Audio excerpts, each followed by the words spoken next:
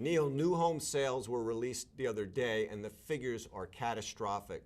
Contracts signed for the month of March were only 300,000. That's an annualized rate. 84,000 less than a year ago. With all this stimulus and all this government help in the housing market, and I say the word help, what's wrong with housing? Part of what's wrong with housing, and here I'm quoting Stan Humphries of Zillow, who is also a Forbes contributor, what he says is you've got sideline sellers. People just don't want to sell, they don't want to take their losses, or they claim they can't afford it.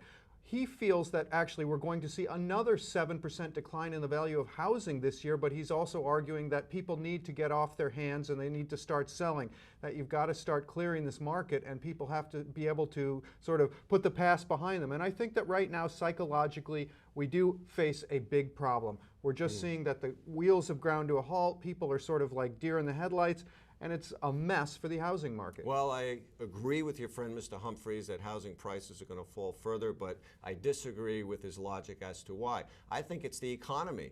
Look, the numbers for the first quarter came in 1.8% GDP growth, about half of what it was the previous quarter. There was a snowstorm. And then incomes aren't rising. We're not going to see a pickup in housing until incomes start to increase, and right now, we're not seeing that. Well, certainly I would argue they're intertwined here, Mike, because the reason people don't want to realize any losses is because they don't have any confidence that they're going to be able to make them back up. So that's part of the problem. Obviously, it's the economy and the psychology. They're intertwined. It's sort of this devolving into a negative cycle that we see going on. And who knows, it could be next year. This is by far not only the deepest housing decline we've seen, but it's going on forever. Yeah, I think with interest rates as low as they are, Neil, I think existing home sales are close to bottoming and are going to start to pick up very soon because mortgage rates are so low. But new home sales, I think, are still going to have a lot of problems. I guess my advice for people who are looking long term is if you look at some of the numbers in terms of immigration and population growth in the United States,